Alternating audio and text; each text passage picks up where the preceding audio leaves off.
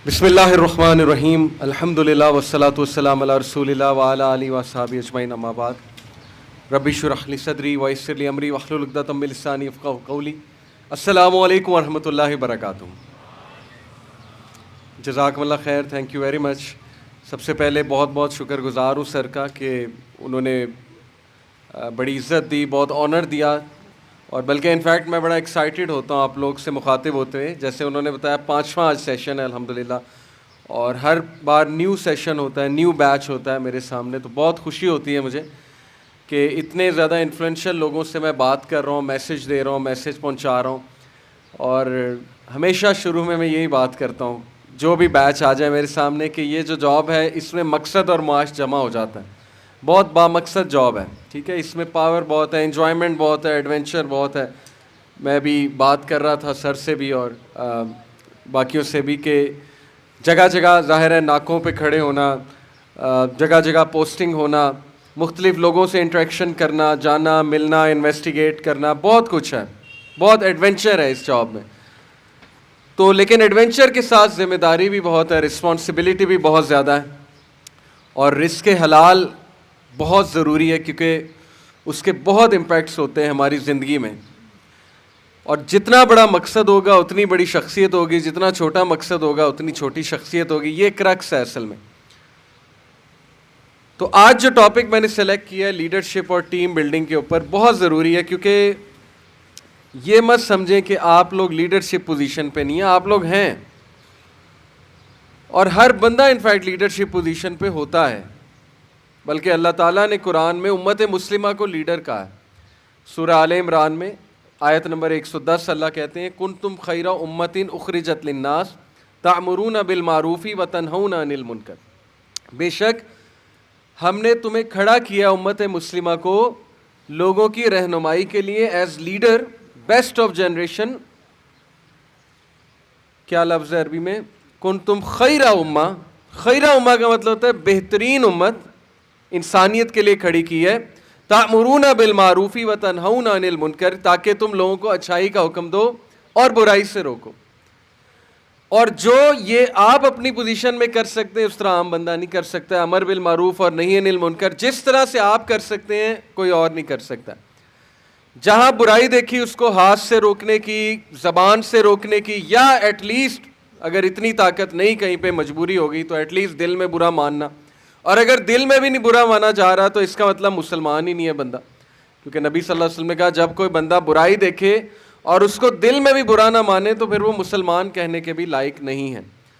और अच्छाई का हुक्म देना, तो ये आपसे बेहतर और कौन कर सकता है? इसका मतलब आप नेचुरली लीडरशिप पोजीशन में, क्योंकि लीडर का काम यही है, बुराई से रोकना और अच्छाई का हुक्म देना। अकॉर्डिंग टू ये जो आया मैंने पढ़ी है, ये लीडर का बेसिकली काम होता है।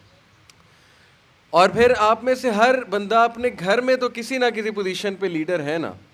जो माशाल्लाह माएँ बनेंगी कल को आप में से, वो अपने बच्चों पे लीडर है। लीडर से मुराद है बच्चों की तरबियत कौन? बेसिकली तो माँ करती है ना। मर्द का ज़्यादातर टाइम बाहर होता है, तो उसको भी लीडरशिप सीखनी चाहिए। इसी तरह कोई बड़ा भाई है, वो छोटे भाई पे लीडर है। इस तरह कोई बाप की पोजीशन में पूरे घर का लीडर है, कव्वाम है। तो ये बड़ा इंपॉर्टेंट टॉपिक है, सिर्फ पुलिस के हवाले से नहीं, ओवरऑल कि लीडरशिप होती क्या है और लीडर की सोच क्या होती है।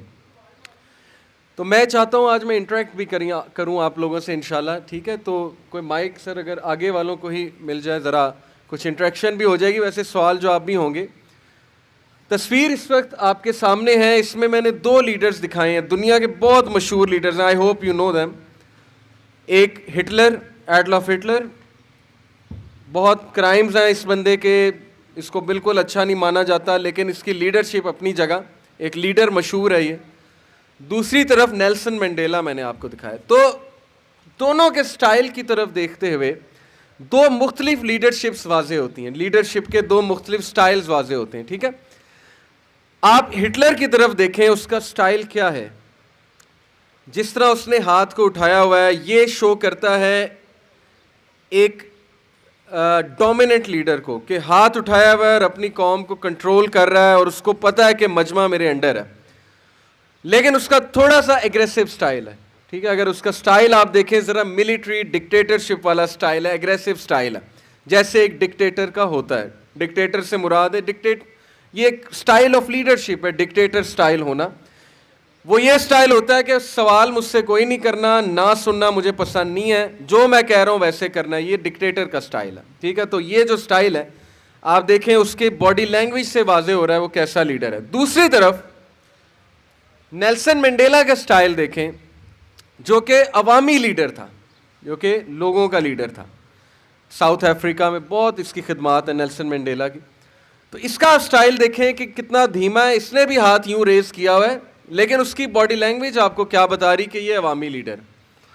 पहले वाला खौफ के थ्रू लोगों को ज़रा कंट्रोल कर रहा है, दूसरे वाला पसंद के थ्रू, अवामी राय के थ्रू, या बड़े अच्छे अंदाज में और लोगों का एक रिप्रेजेंटेटिव बन के लोगों को एक मैसेज दे रहा है। उसकी बॉडी लैंग्वेज हमें ये बता रही है, ठीक है। तो ये तस्वीर से वाजे हो जाता है कि दो किस्म के लीडर होते हैं दुनिया में, एक वो जो अवामी है, एक वो जो डिक्टेटर है, जो कहता है कि बस ना नहीं करनी मेरे सामने, जो मैंने कह दिया वैसे ही होना चाहिए, ना उसे इख्तलाफ राय पसंद है। लीडर है ही वो जो ब्लेम टीम पे नहीं डालता, बल्कि टीम की भी गलतियों को ओन करता है। वही तो लीडर है, सारा प्रेशर उससे बर्दाश्त करना है, टीम तक प्रेशर नहीं आने देता है। हाँ, ये अलग बात है कि बाद में जाके टीम को उसकी गलतियां बताता है, किससे गलती ये बताता है, लेकिन ऐसे नहीं है कि जब गलती हो तो टीम पे डाल दे और जब कुछ बहुत अच्छा हो तो कहे मैंने किया, मेरी टीम है, और जब टीम से गलती हो तो कहे कि नहीं मेरी इसमें कोई गलती नहीं, तो टीम की गलती है।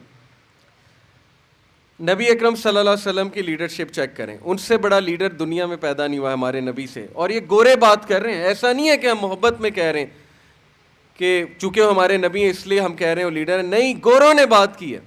माइकल एच हार्ट ने बुक लिखी दी 100, उसमें नंबर 1 रसूलुल्लाह सल्लल्लाहु अलैहि वसल्लम को करार दिया, और क्रिश्चियन ने एतराज़ किया कि आपने मोहम्मद सल्लल्लाहु अलैहि वसल्लम को क्यों नंबर 1 रखा है, आपने आइजैक न्यूटन को सेकंड पे, जीसस क्राइस्ट को जो कि उनके लॉर्ड गॉड मानते हैं उसको नंबर 3 पे रखा है। तो उन्होंने कहा मैं आपको वजह बताता हूँ कि ये जो शख्सियत हैं मोहम्मद सल्लल्लाहु अलैहि वसल्लम, ये सिर्फ उखरवी मामलात में नहीं, दीनी मामलात में कामयाब नहीं थे, दुनियावी मामलात में भी टॉप पे थे। तो क्या है हमारे नबी की लीडरशिप? ग़ज़वा ओहद का मौका है, और ग़ज़वा ओहद में जितने लीडरशिप लेसन है ना मुसलमानों के लिए, मैं कहता हूँ कि जिसने नहीं पढ़ा तो ये बहुत बदकिस्मती कहूँगा, या सीरत का जिसने मुतालिया ही नहीं किया उस तरह से, तो इसीलिए शायद आज हम नीचे हैं, हमारा डाउनफॉल है उम्मत का, और दूसरी कौमें ऊपर जा रही हैं। तो ग़ज़वा ओहद से हमें क्या पता लगता है कि पहली चीज़ उनकी लीडरशिप देखें, मशवरा करते थे। सहाबा को बुलाया, कहा कि मदीना में रहें या मदीना से बाहर जाके लड़ें, क्योंकि उन्हें पता था कुरैश तो आ रहा है, बदर का उन्हें बड़ा वो था, मलाल था कुरैश को, तो बदला लेने आ रहे थे। तो मशवरा लिया, सहाबा थे सामने, नौजवान तबका था, नौजवान सहाबा। नबी के सामने कोई बात कर सकता है? किसी की जरूरत है कि कोई कह दे कि नहीं आई डिसएग्री विद यू? नबी सल्लल्लाहु अलैहि वसल्लम ने सबको जमा किया, कहा जी बताएं कि क्या आप मशवरा देते हैं। नबी को क्या ज़रूरत मशवरा लेने की, लेकिन लीडरशिप सिखा रहे हैं। अच्छा, यंग सहाबा ने कहा कि अल्लाह के रसूल हम बाहर जाके लड़ते हैं, क्योंकि नौजवान थे, गर्म खून था। उन्होंने कहा कि हम रसूल सल्लल्लाहु अलैहि वसल्लम की राय ये थी कि मदीना में रहते हैं। क्यों? क्योंकि मदीना नेचुरली 3 साइड से प्रोटेक्टेड है, और चौथी जो साइड है वहाँ पर खजूर के दरख्त हैं, तो वो वैसे ही उन्होंने प्रोटेक्ट कर लेना था।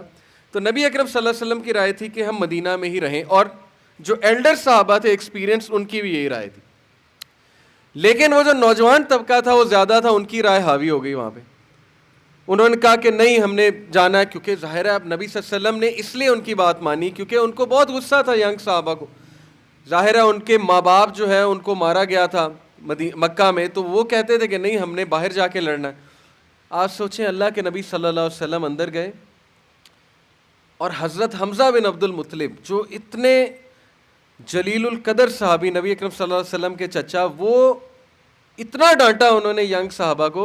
बिल्कुल सही वाक़या है सीरत की किताब में। उन्होंने कहा कि हाउ डेयर यू, तुम्हें शर्म नहीं आती, नबी से डिसएग्री कर रहे हो, नबी को कह रहे हो, जबकि नबी ने अपनी राय बता दी कि हम अंदर लड़ते हैं, मदीना में रहकर मदीना को डिफेंड करते हैं। तो वो बड़े एम्बेरस हुए। जाहिर है कि वो एकदम उन्होंने कहा कि हाँ ये तो हमसे बड़ी ख़ता हो गई, लेकिन उन्होंने कहा हम नबी ने पूछा था तो हमने अपनी राय दे दी। तो फिर हज़रत हमज़ा बिन अब्दुल मुत्तलिब अंदर गए उनके खैमे में नबी अकरम सल्लल्लाहु अलैहि वसल्लम के, और कहा कि या रसूलल्लाह हमसे कोताही हो गई है, जैसे आप कहते हैं वैसे करेंगे। तो अल्लाह के नबी सल्लल्लाहु अलैहि वसल्लम अपना आर्मर पहन चुके थे, अपना जंगी लिबास, और उन्होंने हमज़ा बिन अब्दुल मुत्तलिब कहा कि हमज़ा, नबी को ये ज़ेब नहीं देता कि एक बार वो अपना आर्मर चढ़ा ले तो उतार दे, यानी लीडरशिप चेक करें कि एक बार मैंने फ़ैसला कर लिया तो बस कर लिया, अब रिवर्स नहीं होने वाला है, यू टर्न नहीं होने वाला है फ़ैसले में। तो हज़रत हमज़ा एकदम डर गए कि नबी सल्लल्लाहु अलैहि वसल्लम इस टोन में कह रहे हैं कि नबी ने एक बार आर्मर चढ़ा लिया तो फिर नबी उतारता नहीं है आर्मर को। अच्छा, उसके बाद क्या हुआ?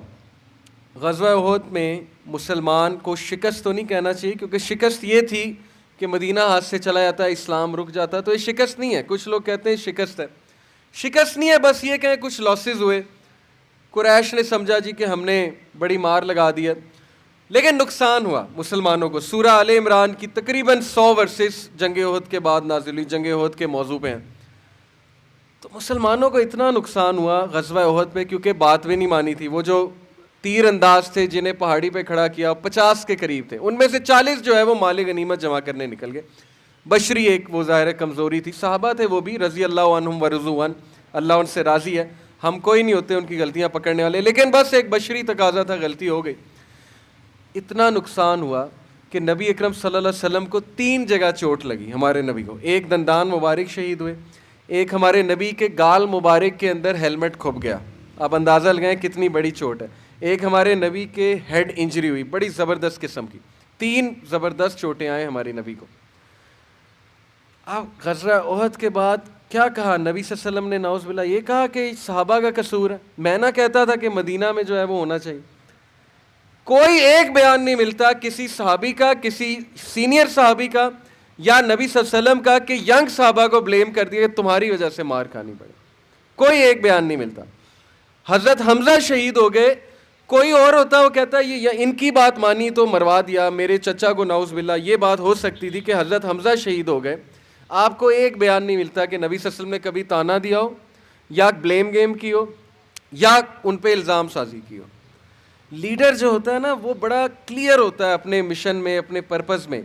आज हमारे घरों में लड़ाई की बहुत सी वजह, बेसुकूनी की बहुत सी वजह ब्लेम गेम है।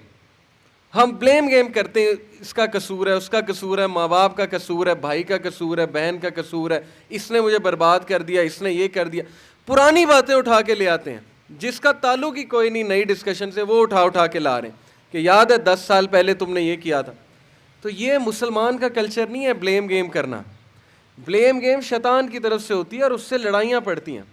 क्या फ़ायदा ब्लेम गेम करने से? भाई एक मसला हो गया, एक डिसीजन ले लिया, चलो डिसीजन से कोई लॉसेस आ गए, लेकिन अल्लाह की मर्ज़ी, बात ख़त्म। मुसलमान तो अल्लाह की मर्ज़ी पे जो है वो इक्तफ़ा करता है कि बस ठीक है, अल्लाह की कोई मर्ज़ी थी, इसमें लॉस हो गया, इसमें भी कोई अल्लाह की मर्ज़ी थी। इसलिए लीडर जो है ना वो ब्लेम गेम नहीं करता। ये बहुत ज़रूरी मेरा पॉइंट है। अगर आप लीडरशिप को समझना चाहते हैं, वो अपनी मिस्टेक्स को ओन करता है। नाउज़ बिल्लाह, यहाँ हम ये नहीं कह रहे कि नबी से कोई मिस्टेक हुई, ऐसा तो मुमकिन ही नहीं है, लेकिन नबी सल्लल्लाहु अलैहि वसल्लम ने अपने डिसीजन को ओन किया कि सहाबा ने जब एक बार कहा मैंने मान ली तो बस मान ली, अब आगे लॉस हो गया तो फिर ये मतलब नहीं है कि सहाबा की वजह से लॉस हुआ, कोई ब्लेम गेम नहीं है। दूसरी बात, नबी सल्लल्लाहु अलैहि वसल्लम ग़ज़वा तबूक के मौके पे पेट पे पत्थर बांध के खंदक को खोद रहे थे सहाबा के साथ, क्योंकि लीडर जो है ना वो एक्शन के थ्रू सिखाता है, सिर्फ बातें नहीं है, वो एक्शन करके दिखाता है। तो सहाबा थोड़े से डिस्करेज हो रहे हैं, भूख है, प्यास है, गर्मी है, अभी देख लें कितनी गर्मी है, तो कुछ भी नहीं। सोचें कि मदीना में, मक्का मदीना आप में से जो गया है, पहाड़ी इलाका है, चट्टानें, बहुत गर्मी होती है, तो वो सख्त गर्मी के मौसम में भूख और प्यास में खंदक खोद रहे हैं। तो सहाबा बड़े थोड़े से डीमोरलाइज हैं, सोच रहे हैं कि अहज़ाब आ रहा है पूरा पूरा। अहज़ाब कहते हैं कॉन्फेडरेट्स, यानी मिल के कुफ़ार आ रहे हैं, मुशरिकीन आ रहे हैं, फ़ौजें तैयार कर रहे हैं हमारे लिए। तो नबी सल्लल्लाहु अलैहि वसल्लम ने फ़ील कर लिया, लीडर ने फ़ील कर लिया कि मेरी टीम का मोराल थोड़ा सा डाउन है। तो नबी सल्लल्लाहु अलैहि वसल्लम ने क्या कहा कि एक पत्थर था, उस पर कुल्हाड़ी मारी, हथौड़ा मारा, तो रोशनी चमकी। ये नबी सल्लल्लाहु अलैहि वसल्लम के मौजज़ात में से रोशनी चमकी। तो जब रोशनी चमकी, अल्लाह के नबी ने कहा मुबारक हो, बशारत हो, शाम फतह होगा। और फिर एक और कुल्हाड़ी मारी, एक और ज़रब लगाई, तो पत्थर आधा हो गया और रोशनी निकली। कहा मुबारक हो, बशारत हो, फारस फतह होगा। अब सहाबा सोच रहे थे कि मदीना पता नहीं बचता है कि नहीं बचता है, यहाँ पे क्या बात हो रही, शाम फतह होगा, फारिस फतह होगा। क्या मैसेज दे रहे हैं अपनी टीम को कि तुम इतनी बात पे हिम्मत हार रहे हो, अभी तो तुमने शाम फतह करना है, फारिस। ये होता है विजन। विजन, लीडर जो विजन रखता है वो विजन वो देता है टीम को, चाहे टीम हंसे। बल्कि लीडरशिप नाम ही इसी का है। मैं लीडरशिप पे बहुत डेफिनेशंस पढ़ी, पब्लिक एडमिनिस्ट्रेशन सब्जेक्ट पढ़ा भी, पढ़ाया भी, कई डेफिनेशन हमने लीडरशिप की पढ़ी, सीखी, उसातिज़ा से, आगे ट्रेनिंग्स में बताई। एक डेफिनेशन जो है ना वो मैं आपको सुनाता हूँ, कमाल की definition. Leadership is the ability to lead and motivate a team. Leadership वो एबिलिटी है, वो कुव्वत है जिससे आप एक टीम को लीड करते हैं और मोटिवेट करते हैं टू अ विजन, एक ऐसे रास्ते की तरफ, एक ऐसे विजन की तरफ which none but you can see, जो आपके अलावा कोई और नहीं देख रहा। ये लीडरशिप है। वो क्या लीडरशिप है कि पहले ही सारे कायल हैं और उनको बंदा बस कहे आओ मेरे पीछे चलो ये काम, वो तो पहले ही कायल है। ये क्या लीडरशिप है? तो लीडरशिप होती है कि एक बड़ा ख्वाब देखता है लीडर और उसके बाद कहता है कि मैं करके दिखाऊंगा, मेरे पीछे चलो। मोटिवेट करता है टीम को। खालिद बिन वलीद ने क्या कहा कि काबा पे खड़ा होके नबी सल्लल्लाहु अलैहि वसल्लम ने शुरू में कहा, बिल्कुल शुरू के दौर में नबूवत अभी आई थी, कि क्या मैं तुम्हें वो कलमा ना बताऊं कि तुम फारिस के बादशाह बन जाओ और शाम के बादशाह बन जाओ। तो खालिद बिन वलीद मुशरिक थे, कहते मैं कहका लगाने वालों में से था कि ये इन्हें क्या हो गया, मतलब हम मक्का में रहते हुए, छोटा सा गांव था मक्का, हम फारिस और शाम के बादशाह बनेंगे। ये बिल्कुल इसी तरह मैं यहाँ आपको कह दूं कि क्या तुम बरतानिया को और अमेरिका को फतह करना चाहते हो चंद दिनों में, तो आप कहेंगे कि ये पता नहीं क्या क्या बातें कर रहे हैं। तो खालिद बिन वलीद ने जब कैसल ऑफ हिरा फतह किया फारिस में, हज़रत उमर बिन खत्ताब के दौर में हिरा फतह हुआ, महल के सामने खड़े हुए, वाइट पैलेस कहते थे, तो रोने लगे। तो सहाबा ने कहा कि ये तो खुशी का मौका, आप रो क्यों रहे हैं? तो खालिद वलीद ने कहा क्योंकि मैं कहका लगाने वालों में से था, मैं मजाक उड़ाने वालों में से था, लेकिन मुझे क्या पता था कि सबसे पहले मैं ही खुद अपनी आंखों से देखूंगा फारिस को फतह होते हुए। फारिस बहुत बड़ी सुपर पावर। सोच है आपकी, उस दौर में फारिस और शाम क्या थे। बाइजेंटाइन के अंडर, हरकुलिस के अंडर ये शाम था, और यज़्दगार्द के अंडर जो वहाँ का किसरा और कैसर कहते थे ना, कैसर शाम का बादशाह, किसरा जो है वो ईरान का बादशाह। यज़्दगार्द नाम से कांपती थी दुनिया, यज़्दगार्द के नाम से। रुस्तम का नाम सुना होगा आपने, रुस्तम के नाम से दुनिया कांपती थी। लेकिन वो छोटे से एक सहाबी ने, उनका नाम था रबिया अल तमीमी, वो रुस्तम के पास गए, छोटा सा एक सहाबी, छोटे से मुराद है छोटा सा स्टेटस, हबशी, मोटे मोटे होंठ, कपड़े फटे हुए। साद बिन नबी वकास ने कहा जाओ उसको जाके मेरा पैगाम दो। तो वो दरबार में, खैमे में जब दाखिल होते हैं फारिस के बादशाह के सामने, रुस्तम के सामने, कमांडर के सामने, तो अपना नेज़ा जो है वो उसके कालीन पे मारते आते हैं। कालीन था मोटा सा उसका। तो वो दरबारी हैरान होते हैं, कौन आदमी है, इसको तमीज़ नहीं है, हमारे बादशाह के सामने, रुस्तम के सामने आ रहा है, ये कौन है? तो एक दरबारी ने कहा कि तुझे तमीज़ नहीं है, तू हमारे खुदा के सामने जा रहा है। क्योंकि उनका तो वो खुदा था, फायर वर्शिपर थे वो, अपने बादशाह को कमांडर का खुदा मानते थे। तो उनका जवाब सुने, आम सा बंदा है, कोई लीडर नहीं है, आम सा बंदा है। साद बिन नबी वकास ने कहा जाओ जाके पैगाम देकर आओ कि इस्लाम ले आए, नहीं तो हम आ रहे हैं। तो मैसेंजर बन के गए, तो कहा कि जा अपने खुदा को जाके बता दे कि मैं उसके खुदा की तरफ से आया हूँ। तो अपने खुदा को जाके पैगाम दे कि मैं उसके भी खुदा की तरफ से आया हूँ। तो वो थरथरा गए ये अल्फाज सुन के कि ये क्या बात इसने कर दी। तो ये लीडरशिप से ऐसे बंदे तैयार हुए थे जिनमें कॉन्फिडेंस था। क्यों? क्योंकि उनका विजन दिखाने वाले कौन थे? रसूलुल्लाह। वादा किया हुआ था कि तुम चलो इस रास्ते पे, कामयाबी तुम्हारी है। देखें, मैं एक ट्रेनिंग दे रहा था, वहाँ मैंने एक एक्टिविटी दी, आप जैसे नौजवान बैठे थे, मैंने कहा कि पाकिस्तान से करप्शन ख़त्म हो जाएगी, 5 एडवाइसेस दो, 5 बातें मुझे बताओ कि पाकिस्तान से करप्शन कैसे ख़त्म होगी। उन्होंने कोई आधा घंटा लिया सोचने में, ब्रेनस्टॉर्म करने में, 20 मिनट, आधा घंटा तकरीबन। कुछ ने तो कहा हो ही नहीं सकती, रियलिस्टिक बात की। उन्होंने कहा कि ये तो पॉसिबल ही नहीं है। अच्छा, उसके बाद मैंने दोबारा सवाल थ्रो किया, मैंने कहा अच्छा पाकिस्तान से करप्शन ख़त्म हो गई है, मैं कह रहा हूँ हो गई है, यकीन करो मेरा, कैसे हुई है बस ये बताना है। अब 5 मिनट में आंसर आए और बड़े ज़बरदस्त तगड़े आंसर आए। क्या वजह? पहली बार मैंने उन्हें बिलीव नहीं कराया, यकीन नहीं दिलाया। पहली बार पूछा कैसे होगी, दूसरी बार मैंने गारंटी दे दी कि होगी। फिर उनके जवाब सुनने वाले थे, क्योंकि बिलीफ आ गया, मेरा वादा आ गया कि होगी, तो फिर उनके जवाब सुनने वाले थे। यही बात है। सूरह आल इमरान में अल्लाह कहता है कि अगर तुम मोमिन हो तुम ही कामयाब होगे, लेकिन हमें यकीन नहीं है। रिजल्ट पहले बता दिया अल्लाह ने कि रिजल्ट मैं बता रहा हूँ, कामयाब हो तुम, अगर तुम मोमिन हो तुम ही उरूज पाओगे। लेकिन आज तो जवाल है, आज तो उम्मत मुस्लिमा का क्या हाल है आपके सामने है। वजह क्या है? वजह यह कि अल्लाह के वादे पे ही शक है। फिर कितने वादे हमारे नबी ने किए कि अगर तुम मुझे फॉलो करोगे तो तुम उरूज पे ही जाओगे। रिजल्ट पहले बताया हुआ, आपने घबराना नहीं। इसी तरह ज़िंदगी में जितने भी मसाइल हैं ना, उसका हल अल्लाह ने रखा हुआ है। रिज़ल्ट आपको पहले ही बताया हुआ है कि जी आपने कामयाब ही होना है, लेकिन थोड़ी सी मुश्किल आएगी, कुछ आपको बर्दाश्त करना पड़ेगा, ख्वाहिशात को कंट्रोल करना पड़ेगा वगैरह वगैरह, लेकिन एंड रिज़ल्ट ये कि आप कामयाब हैं। तो ये होता है लीडर का काम, अपनी टीम को बिलीव कराना। अब देखें घर में लीडरशिप क्या है। घर में लीडरशिप ये कि कोई मसला पैदा हो गया, कब्रिस्तान का सा माहौल है, वालदा ने कोई बात कर दी, अब्बू ने कोई बात कर दी कि हम तबाह हो गए, ये हम पे क्या आफत आ गई, या कोई मसला हो गया, कोई भी मसला हो सकता है। लीडर कौन है? लीडर है जो उस वक्त ये कह दे कि इंशाल्लाह अल्लाह बेहतर करेगा, बस ये लीडर है।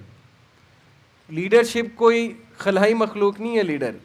लीडर वो होता है जो पेसिमिस्टिक हालात में, ऐसे हालात में जब उम्मीद नहीं आ रही, उम्मीद की एक किरण दे देता है, वो लीडर है। तो ये समझें आप हमारे नबी की लीडरशिप से कि लीडरशिप असल में क्या है। उम्मीद की किरण उजागर करना, क्लियर बात करना, एक ख्वाब देखना, ख्वाब के पीछे चलना, लोगों को चलाना, मोटिवेट करना, लोगों में बिलीफ पैदा करना कि तुम कर सकते हो, तुम कर लोगे, मुझे तुम पे यकीन है, और ब्लेम गेम ना करना। अभी तक मैंने कुछ आपको ये निचोड़ बताया लीडरशिप के हवाले से, ठीक है, और इसको हम घरों में भी बहुत अच्छे से अप्लाई कर सकते हैं, इन सारी बातों को।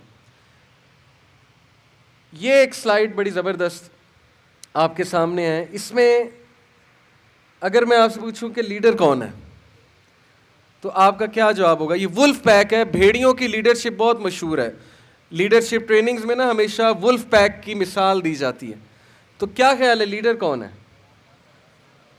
हाँ जी, पहला वाला, लास्ट वाला, बिल्कुल। बड़ी एक कॉमन सी चीज़ है, मेरे सवाल पूछने के अंदाज से आपको पता लग गया कि ऑब्वियसली लास्ट वाला लीडर है। लेकिन क्यों है वो, उसकी मैं वजह बताता हूँ। देखिए हमारे माशरे में ना एक कल्चर ऐसा है अनफॉर्चुनेटली, जिसको आपने चेंज करना है, क्योंकि आप नौजवान हैं, जो पीछे के लोग हैं वो नहीं चेंज करेंगे इसको। वो कल्चर ये है कि सेकंड आना हमें पसंद नहीं है, और ये चीज़ हमें हर चीज़ में नज़र आती है, ड्राइविंग में, सड़कों पे, स्कूलों में, हर जगह। आप देखें किसी को किसी के पीछे गाड़ी लगाना पसंद नहीं, हर को कहता है मैं साइड से होके गलत लेन में आगे डाल दूँ, मुझे इसके पीछे खड़ा पसंद नहीं है। बाइक वाले भी यूँ ही करते हैं कि मुझे पीछे खड़ा होना पसंद नहीं है। मेंटालिटी है ना हमारी कौम की कि सेकंड आना कबूल नहीं है, क्योंकि बचपन से नंबरों की रेस लगी हुई है। मैट्रिक के नंबर आजकल मैं देखता हूँ तो मैं कहता हूँ अब सिर्फ ये कसर रह गई कि 1100 में से 1101 नंबर आना रह गए हैं, बस ये कसर रह गई है, बाकी तो सारी पूरी हो गई। यानी नंबर्स बहुत ज़्यादा हैं, लेकिन उसका इफ़ेक्ट कितना है तालीम का, ये एक क्वेश्चनेबल चीज़ है। तो सेकंड आना किसी को पसंद नहीं। क्यों? क्योंकि हम ये समझते हैं कि लीडर हमेशा फर्स्ट पे होता है, और लीडर हमेशा जो है ना वो सामने होता है, वो दिखा रहा होता है अपने आप को। और बचपन से हमें इस कहा गया है कि फ़र्स्ट आना है, फ़र्स्ट आना है, फ़र्स्ट आना है। ये हमारी मेंटालिटी बनाई कि इतने नंबर लेने, इतने नंबर लेने। तो ये जो वुल्फ पैक की लीडरशिप है ना, बड़ी इंटरेस्टिंग है। अगली स्लाइड कीजिएगा। असल में वो जो भेड़िया है ना पीछे वाला, उसकी अब लीडरशिप चेक करें। ये जो सबसे आगे उसने वुल्फ्स खड़े किए हुए ना, ये बूढ़े वुल्फ्स हैं, बूढ़े भेड़िए हैं जो लाचार हैं, बेचारे ज़रा कमज़ोर हैं। तो उसने इनको आगे इसलिए रखा है कि काफिले की जो पेस है, जो रफ्तार है, वो ये सेट करें। क्योंकि अगर ये बूढ़े भेड़िए पीछे हुए और आगे तगड़े हुए तो ये तो बेचारे पीछे रह जाएंगे, इनको साथ कौन लेकर चलेगा। तो उसकी थिंकिंग देखें कि सबसे पहले इनको आगे करूं, क्योंकि रफ्तार इन्होंने सेट करनी है। इसका मतलब क्या है कि लीडर सबको साथ चलाता है। लीडर सबका ख्याल करता है। देखें, किताबी बातें मैं आपको बहुत बता सकता हूँ, ये लीडरशिप है, वो लीडरशिप है, लीडर की डेफिनेशन बता दी, ये कर दिया, वो कर दिया। रियलिस्टिक सिचुएशन सामने रखें, कौन है लीडर, लीडर के सामने कैसे लोग आने, हर तरह का बंदा आना है। लीडर की टीम में सेंसिटिव बंदा भी है, इमोशनल और सेंसिटिव, जो बात बात को फील करता है, बात बात पे शिकायत ले आता है, ठीक है, उसकी थोड़ी सी दिल आज़ारी हो जाए, पैनिक हो जाता है। लीडर की टीम में एक क्रिटिकल बंदा भी है जो बात बात पे क्वेश्चन रेज करता है। लीडर की टीम में जो है वो नेगेटिव बंदा भी है जो कहता है कि ये नहीं हो सकता, ऐसी बातें करने वाला भी होता है। लीडर की टीम में बहादुर भी है, डरपोक भी है, सारे हैं। अब लीडर ने सबको साथ रखना, सबको साथ चलाना, कैसे करेगा? इसी आर्ट का नाम लीडरशिप है कि कैसे करेगा। तो ये जिस तरह से कर रहा है कि बूढ़े वुल्स को आगे रखा है, उसके बाद पीछे तगड़े वुल्स रखे हैं, फाइटर वुल्स जिन्हें कहते हैं। वो इसलिए रखे हैं कि अगर आगे वालों पे कोई एम्बुश हो जाए, कोई हमला हो जाए, तो फौरन पीछे क्राइसिस मैनेजमेंट के लिए टॉप के वुल्स मौजूद हैं। उसके बाद फिर कॉमन वुल्स हैं जो मिडिल तबके से हैं, और उसके बाद पीछे फुल तगड़े वुल्स हैं। यानी दो जगह से प्रोटेक्शन दी हुई है, एक यहाँ से, ये जो पहला रेड स्पॉट है, दूसरा पीछे से, और सबसे पीछे खुद है कि अगर एम्बुश होता है तो सबसे पहले मैं सेक्रीफाइस करूं अपने आप को, और बर्ड्स आई व्यू ले रहा है, पीछे रह के, आगे नहीं है। ये जो मेंटालिटी है ना कि मैं आगे आगे रहूं और मैं अपने आप को दिखाऊं, ऑल्दो हमारा कल्चर ऐसा है कि अगर आप अपने आप को जाहिर नहीं करेंगे तो सीधी सी बात है कि प्रमोशन जाहिर है कि मैटर करती है, तो अपने आप को आगे तो करना होता है, लेकिन वो आगे करना और है, ये वाला आगे करना और चीज़ है। इसमें ये है कि आप बिला वजह का क्रेडिट ले रहे हैं। वो वाला आगे करना कि अपनी अचीवमेंट्स को थोड़ा सा हाईलाइट करना, वो एक और चीज़ है, और वो ठीक है, वो भी ज़रूरी है किसी हद तक। तो मकसद क्या है पिक्चर दिखाने का कि लीडर सबका सोचता है। लीडर सिर्फ ये नहीं कि तगड़े लोगों को टीम में रख लिया और बाकियों का तुम मेरी टीम में नहीं हो, तो ये फिर लीडर नहीं है, ये लीडरशिप है भी नहीं। जो चला ही नहीं रहा ऐसे लोगों को, जो चलना नहीं चाहते या जो मोटिवेटेड नहीं है, तो फिर इसका मतलब कि लीडरशिप में मसला, लोगों में मसला नहीं, लीडरशिप में मसला। लीडरशिप की जो एक डेफिनेशन है कि leadership is not a position और title, it is action and example. Yes, leadership एक टाइटल नहीं है, ना ही पोजीशन का नाम है, ये असल में एक्शन और एग्जांपल का नाम है। और मैंने नबी सल्लल्लाहु अलैहि वसल्लम की आपको मिसालें दी कि उन्होंने अपने हाथों से करके दिखाया कि लीडरशिप असल में होती क्या है। एक सवाल पैदा होता है बड़ा इंपॉर्टेंट, आपके जहन में भी आता होगा कि क्या लीडर्स बॉर्न होते हैं या मेड होते हैं? लीडर्स को बनाया जा सकता है या बॉर्न होते हैं या मेड होते हैं? जी, कोई इनपुट देगा? जी, मेड होते हैं। ओके, इनकी राय है मेड होते हैं। को ये जानता है कि बॉर्न भी होते हैं? किसी की राय है यहाँ पे? अच्छा, कुछ लोग कह रहे हैं यस लीडर्स आर बॉर्न, कुछ लोग कहते हैं लीडर्स आर मेड। तो दोनों मौक़िफ़ अपनी अपनी जगह दुरुस्त हैं, लेकिन जो भारी मौक़िफ़ है ना, हैवी मौक़िफ़, वो ये है कि लीडर्स आर मेड। जो बॉर्न होते हैं ना, वो मैं बताता हूँ किस तरह के होते हैं। उसको कहते हैं कैरिज्मेटिक लीडरशिप, कैरिज्मा है उनमें। जैसे नबी थे, अंबिया पे नज़र जब पड़ती थी ना तो लोग कहते थे लीडर है। जैसे वो एक बड़ा मज़े का वाक़या है, सच्चा वाक़या हमारे साथ हुआ कि हम 7-8 स्टूडेंट्स थे तब, हम एक आलिम दीन के पास गए, तो उन्होंने अपने कमरे में हमें बिठाया। तो कुछ लोग कारपेट पे बैठ गए, एक आधा सोफ़े पे बैठ गया, एक उनके बेड पे जाके बैठ गया, वो खुद सोफ़े पे बैठे हुए। तो सवाल उसी ने किया जो बेड पे बैठा था। उसने कहा कि इमाम मेहदी के बारे में हम पढ़ते हैं, वो कौन है, कब आएंगे, उनकी निशानियाँ क्या होंगी, उनको हम कैसे पहचानेंगे? तो अब वो आलिम का एक जवाब था बड़ा दफ़ा, उन्होंने कहा ऐसे ही जैसे आप बेड पे जाके बैठ गए, यानी आप पहचाने गए ना कि आप सबसे मुनफरिद होकर बेड पे बैठ गए, तो इसी तरह पहचाने जाते हैं कुछ लोग, ये लीडर है। इसको कहते हैं कैरिज्मेटिक लीडरशिप, उसमें कैरिज्मा है, उसके बोल चाल में कैरिज्मा, ये तो होते हैं बॉर्न।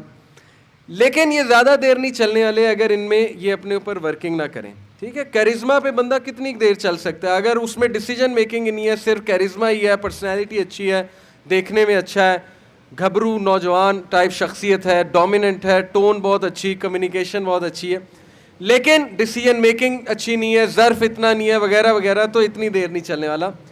तो ये याद रखें कि लीडर्स जो है उनको बनाया जाता है। और ये कोट विंस लम्बार्डी का कोट है कि leaders aren't born, they are made. Leaders को बनाया जाता है। And they are made just like anything else, जैसे हर चीज़ बनती है इस तरह लीडर बनता है, थ्रू हार्ड वर्क, मेहनत के साथ। लीडरशिप बहुत मेहनत मांगती है, बहुत कुर्बानियाँ मांगती है। कुरान में अल्लाह ताला इब्राहीम अलैहिस्सलाम के बारे में कहते हैं सूरह अल बकरा में कि हमने इब्राहीम को बहुत आजमाया और वो हर आजमाइश में कामयाब हुआ। आप देख लें उन पर कितनी आजमाइशें आई। बाप ने घर से निकाल दिया, पहली तो बात, बाप ने कहा कि निकल जा यहाँ से, नहीं तो मैं तुझे संसार कर दूंगा, पत्थर मार मार के तुझे कत्ल कर दूंगा। ये बाप के अल्फाज हैं, जो कि बहुत तलख बात है बेटे के लिए। पहली आजमाइश बाप की तरफ से, दूसरी आजमाइश कौम की तरफ से, ढूंढते थे कि इसको मारें पकड़ के। तीसरी आजमाइश बेटे की तरफ से, अल्लाह ने कहा छुरी चला दो 6 साल के बच्चे में। कितनी बड़ी आजमाइश है, और उसमें कामयाब हुए। चौथी आजमाइश मक्का गए, वहाँ अपनी बेगम को छोड़ दिया, हज़रत हाजरा को, सफ़ा मरवा की पहाड़ियों के दरमियान। इराक़ गए, वहाँ पे आजमाइश है। फ़लस्तीन गए, वहाँ पे आजमाइश, आजमाइशें। लेकिन एंड में क्या अल्लाह कह रहा है, लेकिन वो हर आजमाइश में पूरा हुआ और फिर हमने उसे लीडरशिप दी। फिर लीडरशिप दी, पहले लीडरशिप नहीं दी। हमने उसे इमाम बनाया इंसानियत का, और उसमें से बहुत से नबी आए।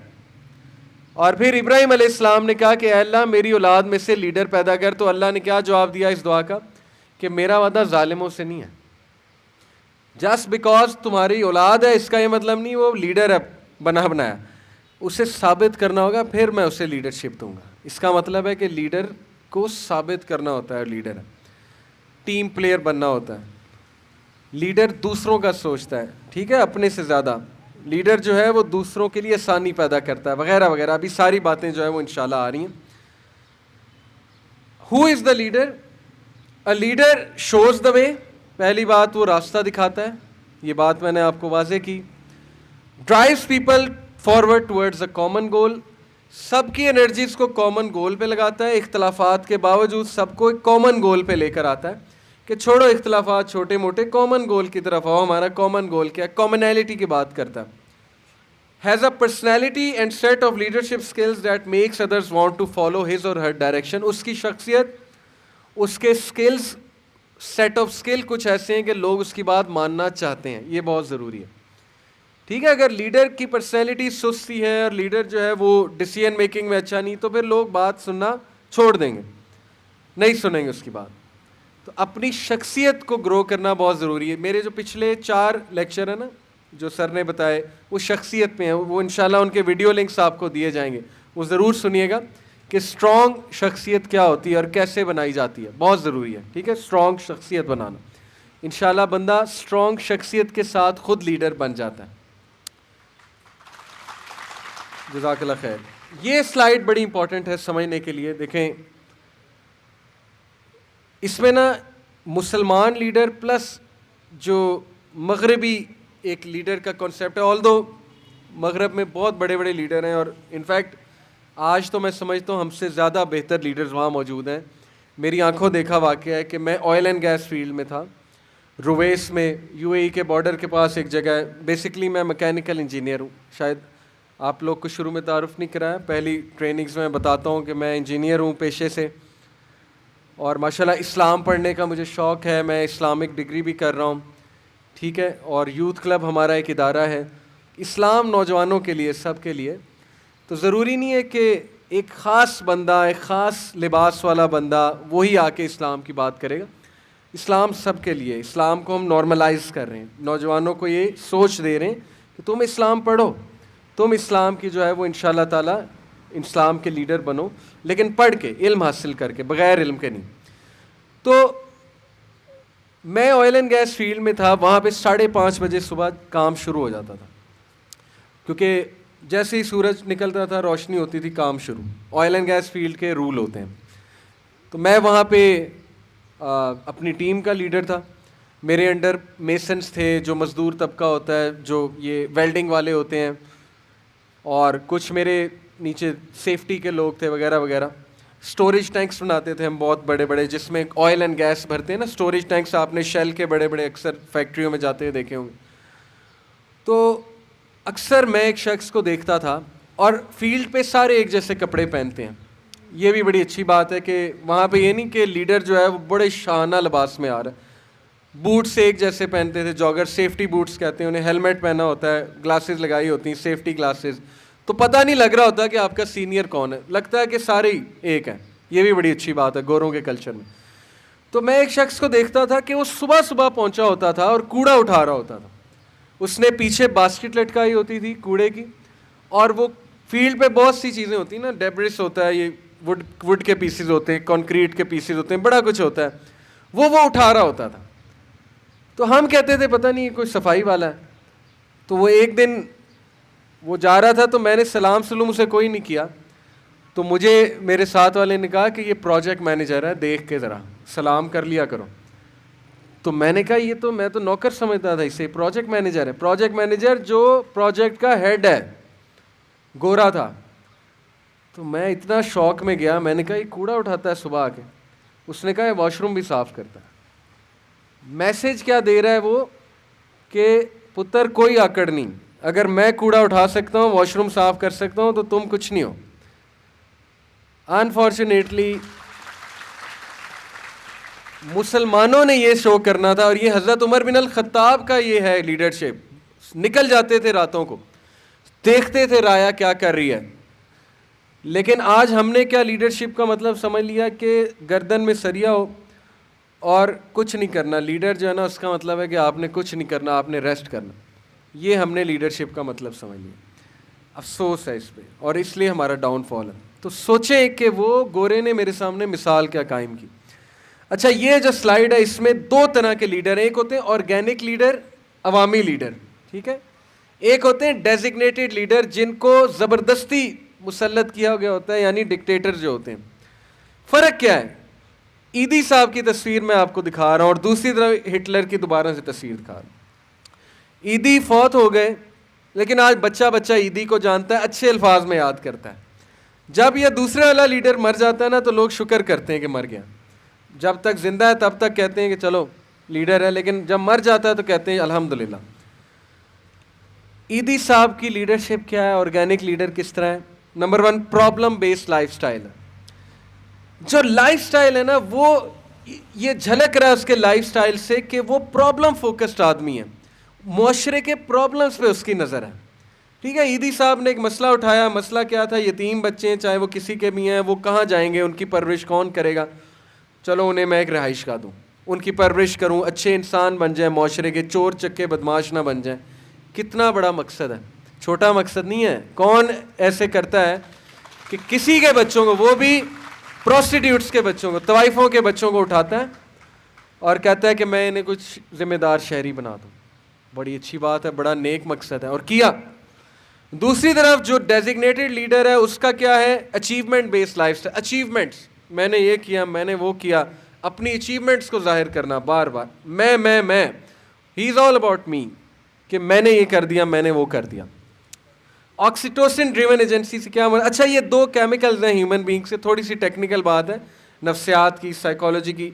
इंसान में बहुत से हार्मोन्स और केमिकल्स होते हैं, एक का नाम है डोपामीन, एक का नाम है ऑक्सीटोसिन। ऑक्सीटोसिन वो केमिकल है जब दिमाग से, ब्रेन से तब निकलता है, ममता का केमिकल। इन शॉर्ट, सिस्टर सामने बैठी, ममता का केमिकल ऑक्सीटोसिन है। माँ में जो ममता है ना, वो ऑक्सीटोसिन की वजह से है। यानी किसी को गले लगाएं तो ऑक्सीटोसिन मिलता है, किसी से हाथ शेक करें ऑक्सीटोसिन मिलता है, किसी के लिए कुछ करें ऑक्सीटोसिन रिलीज होता है। डोपामीन मज़े का केमिकल है, कहते हैं ना मज़ा आ गया, तो इसका मतलब है कि साइकोलॉजी की लैंग्वेज में है कि डोपामीन मिल गया। डोप कहाँ से रिलीज होता है? ब्रेन में 7 सेंटर्स हैं दिमाग में डोपामीन के। डोप कब मिलता है? जब म्यूजिक सुन रहे हैं डोप मिलता है, कहते हैं ना मज़ा आया, बहुत मज़ा आया, लुत्फ आया, वो डोप निकलता है। अच्छा, उसके बाद आपको कोई चीज़ मिल जाए बग़ैर एफर्ट के, तो डोप मिलता है। यानी आप बैठे बैठे कोई चीज़ सामने आ गई, डोप मिल जाएगा। इसी तरह आपने कोई मज़े का काम किया है तो डोप मिलेगा, कोई मज़े का खाना खाया। तो ये जो दो लीडर्स हैं ना, इनमें फ़र्क यही है, पहले ऑक्सीटोसिन बेस्ड लीडर्स हैं, दूसरे डोपामीन बेस्ड लीडर्स हैं। पहले का जो है ना, वो मोहब्बत देनी है और मोहब्बत चाहिए लोगों की, और उनको गले लगाता है क्योंकि वो ऑक्सीटोसिन बेस्ड है, वो गिवर है। दूसरा जो है ना, वो टेकर है, कि मेरी वाह वाह हो, मेरी खुशामद हो, मेरे आगे लोग जो है ना वो हाथ जोड़ के आएँ, मुझे कुछ ला कर दें, मेरी खुशामदें करें। ये डोपामीन बेस्ड लीडर है। डोपामीन बेस्ड लीडर की क्या एट्रीब्यूट्स है? नार्सिसिज्म। नार्सिसिज्म एक बीमारी का नाम है। वो बीमारी ये है कि मेरी तारीफ़ें हों। जब तक मेरी तारीफ़ नहीं होगी तो मज़ा नहीं आए, क्योंकि मज़ा चाहिए ना, डोप चाहिए। हालांकि जो ऑक्सीटोसिन ड्रिवन लीडर है वो हम्बल होता है, वो तारीफ से घबराता है कि मेरी तारीफ जो हो रही है वो सर झुका लेता, निकल जाता है वहाँ से। अच्छा, दूसरा एरोगेंस, तकब्बुर। तकब्बुर ही बड़ा है कि मैं गलत हो ही नहीं सकता, ये डोपामीन बेस्ड लीडर है। ऑक्सीटोसिन बेस्ड लीडर जो है वो एम्पैथी का कायल है, हमदर्दी का कायल है। ठीक है ना, ये भी एक बात मैं क्लियर कर दूं कि हमदर्दी का मतलब ये नहीं है कि आप अपने लोगों के साथ इतने सॉफ्ट हो जाएं कि वो आपको फिर जैसे कहते हैं ना कि इतने मीठे ना हो जाओ कि अगला चबा कर जो है वो थूक दे। असर्टिव होने में और बदतमीज़ होने में और एरोगेंट होने में फ़र्क है। एक टर्म होती है असर्टिव, इसको लिख लें ASSERTIV, इसको सर्च करें असर्टिव क्या होता है। नबी सल्लल्लाहु अलैहि वसल्लम असर्टिव थे, यानी उनकी एक निगाह काफ़ी होती थी, उनकी एक मुस्कुराहट काफ़ी होती थी, सहाबा जुर्रत नहीं करते थे अगली बात करने के लिए। वो बॉडी लैंग्वेज असर्टिव थी, तगड़ी बॉडी लैंग्वेज जिसे कहते हैं ना। लेकिन वो बदतमीज़ नाउज़ुबिल्लाह या किसी की इज्जत जो है उस पर क्वेश्चन रेज करना या किसी को बेइज्जत करना, ये नहीं था। असर्टिव और बदतमीज़ होने में फ़र्क होता है। हम समझते हैं कि जितने हम बदतमीज़ होंगे उतने हम सख्त और अच्छी बात है, ये बात नहीं है। असर्टिव हो जाएं, जब एक बात कह दी तो बस कह दी, आंखें दिखाना काफ़ी होता है या अपने हाथ के इशारे से कहना काफ़ी होता है। तो वो लोग जो है एम्पैथी के कायल हैं, हमदर्दी के कायल हैं। दूसरा जो है वो एरोगेंस का कायल है। तीसरा विजडम बेस्ड डायरेक्शन है। जो ऑक्सीटोसिन ड्रिवन लीडर हैं वो विजडम पे, शऊर पे फैसला करते हैं, और जो डोपामीन बेस्ड लीडर हैं वो जहानत पे फैसला करते हैं। ये बड़ा फ़र्क है, समझ लें। शऊर से फैसला करना और जहानत से फैसला करना ये दो मुख्तलिफ चीज़ें। शऊर क्या है कि राया से भी मशवरा तलब करना। जहानत क्या है कि मैं बहुत ज़हीन हूँ, हरफन मौला हूँ, मुझसे ज़्यादा तो किसी को पता नहीं, तो जो मैं कह रहा हूँ वो करो। ये फिर जहानत बेस्ड जो है वो डिसीजन है। तो देखें, दो मुख्तलिफ मैंने आपको तस्वीर दिखाई, ईदी साहब की, हिटलर की।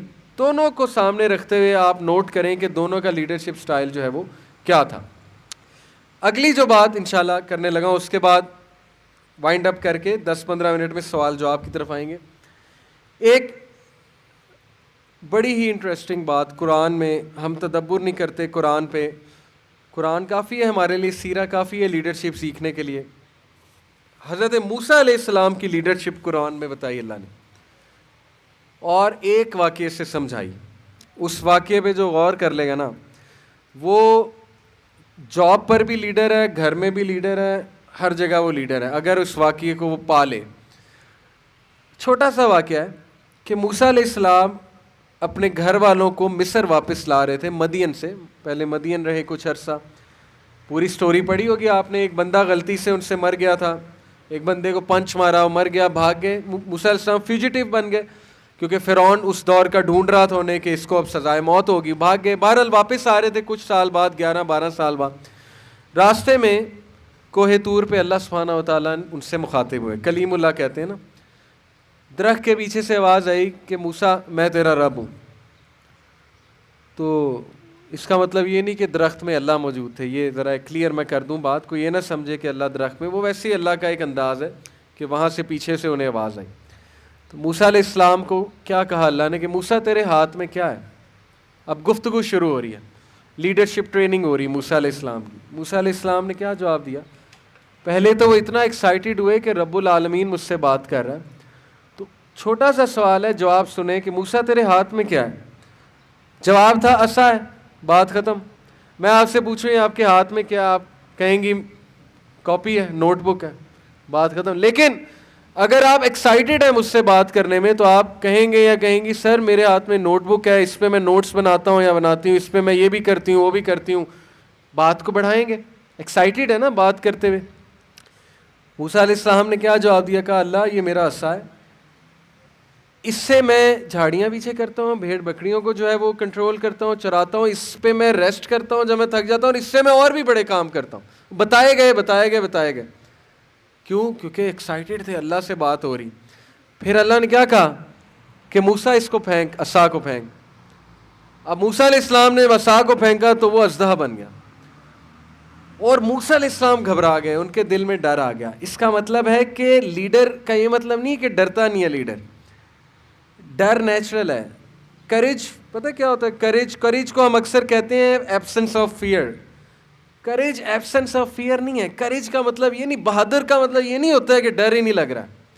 डर बहुत नेचुरल है, डर जाता है इंसान। मूसा अलैहिस्सलाम डर गए, अल्लाह ने खुद बताया कि उसने अपने दिल में डर महसूस किया। लेकिन करेज, बहादुरी का मतलब होता है अपने डरों का मुकाबला करना। ये नहीं कि डर ही नहीं है, डरों के मुकाबला करने को कहते हैं बहादुरी, करेज कहते हैं, ठीक है, तगड़ापन कहते हैं। अच्छा, मूसा अलैहिस्सलाम ने क्या किया, जब उनके सामने जो है वो आया, अजदा आया, तो वो डर गए। अब सोचें अल्लाह ने क्या कहा, अल्लाह ने कहा कि मूसा पकड़ ले और डरना। इसमें भी बड़ी बात है, अरबी में जो अल्फाज हैं ना उसमें पहले है कि पकड़ ले और फिर है कि डर नहीं। ये क्या लीडरशिप लेसन है। अगर मैं आपको स्विमिंग सिखा रहा हूँ और आप डरते हैं स्विमिंग से, तो मैं आपको क्या कहूँगा कि डुबकी लगाओ डरो नहीं, या डरो नहीं और डुबकी लगाओ। पहले ये कहूँगा ना कि भाई डरो नहीं, पहले तो काम डाउन करूँगा, फिर कहूँगा डुबकी लगाओ। यहाँ पे क्या कहा जा रहा है, मूसा पकड़ ले और डर नहीं। मुफस्सरीन कहते हैं कि अल्लाह ताला अपने पे तवक्कल सिखा रहा है कि अब जो हस्ती तेरे साथ है ना, अब डर का तो सवाल ही नहीं होता, अब तू पकड़ ले, मेरे पे अंधा एतबार करते, क्योंकि अल्लाह तेरे साथ है। ये है लीडरशिप की पीक, जिससे गोरे महरूम है। गोरों के पास अल्लाह नहीं है। आपके पास गोरे पुलिस अफसर बहुत बहादुर होंगे, बहुत डिलीजेंट होंगे, बहुत ऑनेस्ट होंगे, लेकिन जो मुसलमान पुलिस ऑफिसर है ना, वो उनसे 100 गुना आगे, क्योंकि उसके पास अल्लाह है। ये बात अगर आपको समझ आ गई ना आज मूसा अलैहिस्सलाम के लेसन से, कि अल्लाह ने कहा कि पकड़ ले मूसा और डर ना, क्योंकि मैं तेरे साथ हूँ, मैं तेरी मदद करूँगा। तो मूसा अलैहिस्सलाम ने विदाउट अ क्वेश्चन उसको पकड़ लिया, अजदहे को, और वो दोबारा असा बन गया। अब इसमें क्या लीडरशिप लेसन है, एक छोटा सा वाक़या, अब इसमें लीडरशिप लेसन हम अखज़ करते हैं। पहली बात, करेज, बहादुरी। Courage is not the absence of fear, courage is the ability to face your fear. बहादुर शख्स वो होता है जो अपने डरों का मुकाबला करता है, और उसके कुछ डर होते हैं, वो कहता है आने दो। और ये बड़ा फ़लसफ़ा है। अक्सर ऐसे होता है, हम एक चीज़ से डर रहे होते हैं, लेकिन 10 साल बाद हम उस चीज़ से नहीं डर रहे, हम कहते हैं आने दो, कोई बात नहीं। जब ज़ाहिर है मुकाबला कर लिया, लड़ लिया, थोड़ी इंजरीज हो गई, तो बंदा पक्का हो जाता है कि अब क्या मुझे ये कहेगा, अब तो मैंने मुकाबला किया वैसे। तो इसलिए लीडर जो होता है ना, वो अपने डरों को फेस करता है, अपने डरों को सामने लाता है, बहादुर बनता है। मौत से क्या डरना, ठीक है ना, मौत आनी है, उसको फेस करो। किसी चीज़ से क्या डरना, मार के जाते हुए क्या डरना। अल्लाह ने लिखा है जिंदा बच जाएगा। खालिद बिन वलीद शहीद नहीं हुए, जितने ज़ख्म खालिद बिन वलीद ने खाए हैं, किसी ने तारीख में नहीं खाए। कोई एक जिस्म का अज़ा नहीं था जहाँ ज़ख्म नहीं था। तो मौत के वक्त कहते हैं कि तमाम डरपोक लोगों को मेरा पैगाम दे दो, दुनिया के तमाम डरपोक लोगों को मेरा पैगाम दे दो कि अगर मैदान जंग में मौत होती तो सबसे पहले खालिद को आती, लेकिन आज तुम्हारे सामने मैं बिस्तर पे मर रहा हूँ।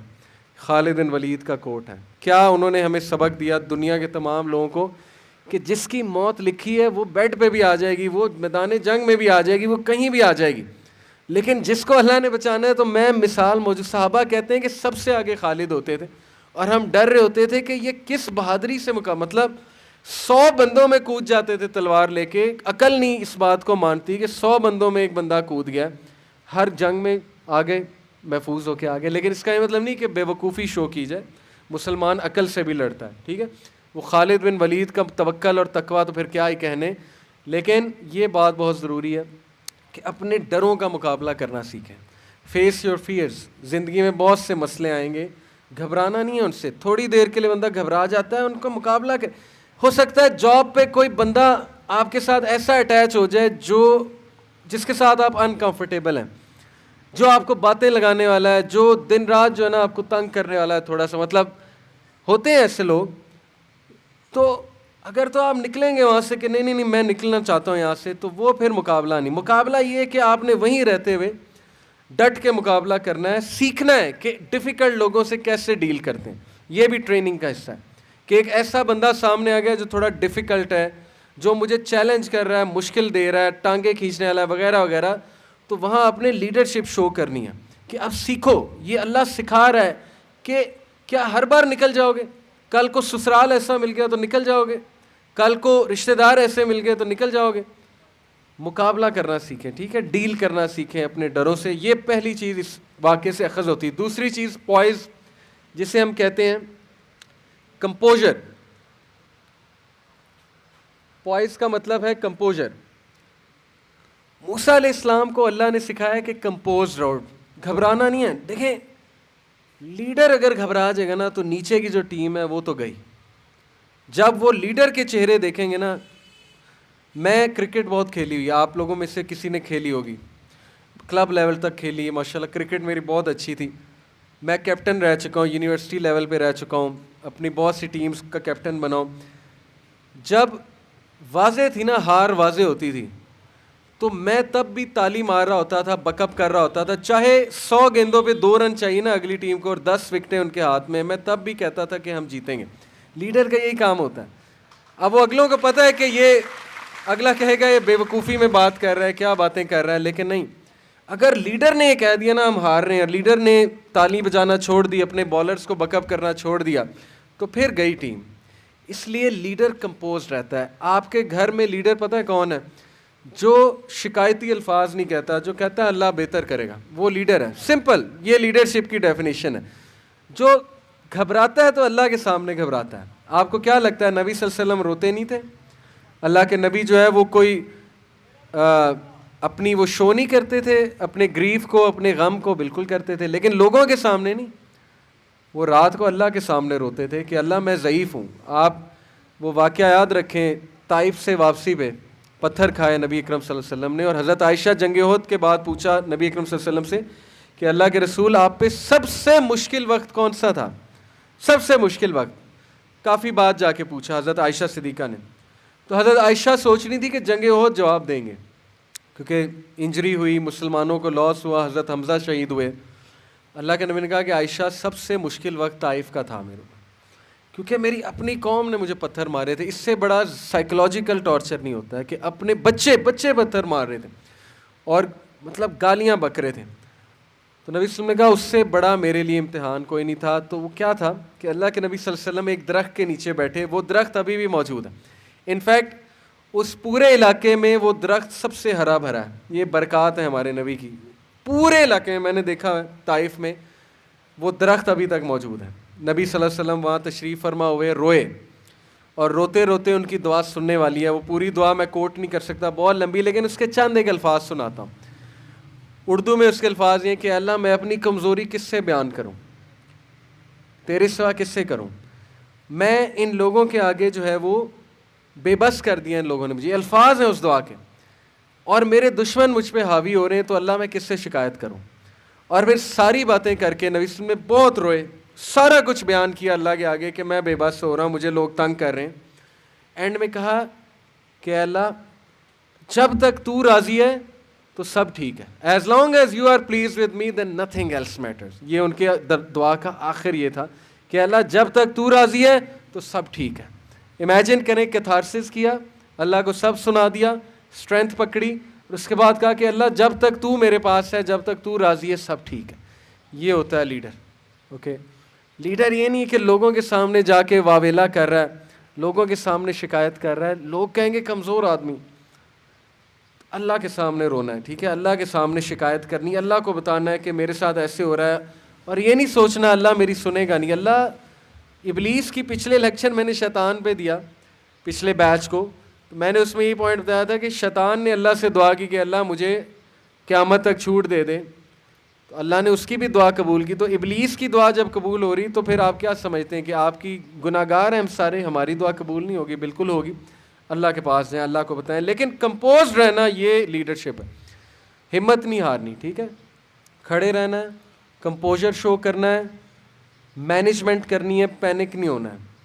ये लाएं अपने अंदर। बहुत से लोग मुझसे अब सवाल ये करते हैं कि सर ये पॉसिबल कैसे है, मैं बाय नेचर एंग्जाइटी होती है मुझे। ये बिल्कुल ऐसे होता है कि एक बंदा कमज़ोर है और साल बाद वो जिम करके तगड़ा हो जाता है, तो मैं उससे ये सवाल पूछूंगा कि तगड़े कैसे हुए, तुम तो कमज़ोर थे, तो वो क्या जवाब देगा कि सर एक्सरसाइज करके, डंबल उठा के। तो यहाँ भी माइंड की एक्सरसाइज है ना, करेंगे तो माइंड बिल्ड होगा ना, करेंगे ही नहीं तो फिर माइंड कैसे बिल्ड होगा? तीसरी चीज़ ऑप्टिमिज्म। ऑप्टिमिज्म क्या होता है? लीडर ऑप्टिमिस्ट कैसे होता है? मूसा अलैहिस्सलाम को अल्लाह ने कहाँ भेजा? फ़िरौन की तरफ। फ़िरौन सबसे बड़ा अजदहा था। अजदे के थ्रू क्या ट्रेनिंग कराएगी? मूसा तू अभी अजदे से डर रहा है, अभी तो इससे बड़े अजदे के पास जाना है, फ़िरौन के पास जाना है। तो कहा कि देख मूसा, फ़िरौन से ज़रा नरम तरीके से बात करी, क्या पता वो मान ले। अल्लाह को कंफर्म था कि नहीं मानेगा, अल्लाह ताला को गैब का इल्म है, अल्लाह को कंफर्म था फ़िरौन नहीं मानेगा, लेकिन मूसा अलैहिस्सलाम को मायूस नहीं किया, कहा नरम तरीके से बात करी, क्या पता वो मान ले। लीडर ऑप्टिमिस्ट होता है। अल्लाह सुब्हानहू व तआला ने मूसा अलैहिस्सलाम को ऑप्टिमिज्म दिया, होप दी, करेज दिया कि मूसा तूने हिम्मत नहीं हारनी, तूने अपना काम करना है। यही बात है लीडरशिप। नबी सल्लल्लाहु अलैहि वसल्लम ने हिम्मत नहीं हारी, सहाबा की हिम्मत नहीं हारने दी, कहा शाम फतह होगा, फारिस फतह होगा, किस बात पे रोते हो। ये है लीडरशिप की स्टेटमेंट। इब्न तैमिया का एक कोट है, उन्होंने कहा what can my enemies do to me, मेरे दुश्मन मेरा क्या बिगाड़ सकते हैं। इफ़ दे कन्फाइन मी, अगर वो मुझे जेल में डालते हैं तो ये मेरे लिए सॉलिट्यूड है, मुझे अल्लाह अल्लाह करने का मौका मिल जाएगा। If they kick me out of the country, अगर वो मुझे एक्सपेल करते हैं कंट्री से तो ये मेरे लिए सियाहत है, अल्लाह ताला की दुनिया फिरूंगा। एंड इफ़ दे किल मी, तो मैं शहीद हूँ, मैं जन्नत में जाऊँगा। तो what can my enemies do to me, मेरे दुश्मन मेरा क्या कर सकते हैं। जिधर मैं जाता हूँ मैं अपनी जन्नत साथ ले जाता हूँ। ये लीडर की स्टेटमेंट। ऐसी कौम को कोई नहीं हरा सकता जो अपनी जन्नत साथ लिए फिरते हैं, जो अल्लाह को साथ लिए फिरते हैं, उसको कौन शिकस्त दे सकता है, कोई भी नहीं। तो ऑप्टिमिज्म बहुत इंपॉर्टेंट है। और आखिरी बात, विजन, क्लियर विजन। विजन क्या है, मैं आपको एक वाक़ये से समझाता हूँ। एक बंदा डॉक्टर के पास गया, एक फ़र्ज़ी वाक़या शायद बना हुआ है लेकिन इसमें लेसन्स बहुत हैं। उसने डॉक्टर को कहा कि जी मेरी आंखें ख़राब हो रही हैं, तो शायद मोतिया उतर रहा है, तो मैं क्या करूं, नज़र आना बंद हो रहा है। तो उसने मजाक में कह दिया, उसने कहा जी कि आपको सिर्फ सब्ज़ कलर देखना है, अदरवाइज़ आपकी आंखें ख़राब हो जाएंगी। तो वो बड़ा घबराया, कहता अच्छा। अब उसकी सोच क्या है, वो घर वापस आया और उसने हर चीज़ सब्ज़ कर ली, दीवारों को सब्ज़ कर दिया, छत को सब्ज़ कर दिया, उसने बेडशीट सब्ज़ बिछा ली, वॉशरूम सब्ज़ कर दिया, घर वालों का सब्ज़ लिबास पहन के आना है, ख़बरदार कोई मेरे सामने और लिबास पहन के आए, सबको वक्ता डाल दिया। तो एक दिन डॉक्टर आया, कहता कि ये क्या है, आपने हर चीज़ ही सब्ज़ कर दी है। तो कहता आपने तो कहा था सब्ज़ देखना। तो डॉक्टर ने सब्ज़ चश्मा निकाला बैग से, कहा ये पहनो, हर चीज़ सब्ज़ नज़र आएगी। ये किस कामों में पड़ गए हो कि सबको वक्ता डाला कि सब्ज़ सब्ज़ सब्ज़। लीडर वक्ता नहीं डालता लोगों का कि तुम चेंज हो जाओ। लीडर अपनी नज़र को, अपने विजन को, अपनी सोच को चेंज करता है। ये लीडरशिप है। ये इम्पॉसिबल काम है कि मैं लोगों से एक्सपेक्ट करूं कि वो बहुत ज़बरदस्त तरीके से तब्दील हो जाएंगे। यही मसला है, हमने खुद चेंज होना नहीं, हम चाहते हैं हमारे इर्द गिर्द सारे चेंज हो जाएं। मुझे वैसा घराना मिल जाए, मुझे वैसे लोग मिल जाए मेरे इर्द गिर्द, मुझे वैसी टीम मिल जाए कि जो हर मेरी बात माने, वाह करे, और क्या बात है जी, ये लीडरशिप है। नहीं, लीडरशिप है ये कि टीम मुश्किल मिलेगी, लोग मुश्किल मिलेंगे, आपकी तबीयत के मुताबिक नहीं मिलेंगे, आपके मिजाज के मुताबिक नहीं मिलेंगे, लेकिन आपने जो वो चश्मा पहना हुआ है ना, उससे आप अच्छा देख रहे हैं, पॉजिटिव है, विजन है, क्लियर विजन है आपका कि मैं जो करने आया हूँ मैं करूँगा, बाकी लोग माने या ना माने, लेकिन मैं इंशाल्लाह कोशिश करूँगा सबसे मैंने बात मनवानी है। इसी को लीडरशिप कहते हैं। ठीक है। तो मूसा अलैहिस्सलाम का इतना क्लियर विजन था, इतना क्लियर विजन था कि उनकी दुआ सुने आप। उनकी दुआ क्या है, रब्बी इश्रह ली सदरी, ऐ अल्लाह मेरा सीना खोल दे। क्या मांग रहे हैं, ये नहीं कहा अल्लाह मुझे हथियार दे दे, मुझे 1000 फौज दे दे, मुझे पैसा दे दे, वो भी इम्पॉर्टेंट है, लेकिन सोचे विजन इतना क्लियर था, इतनी क्लैरिटी थी अपने मकसद पे कि एक एक चीज़ पता था मैंने क्या मांगनी।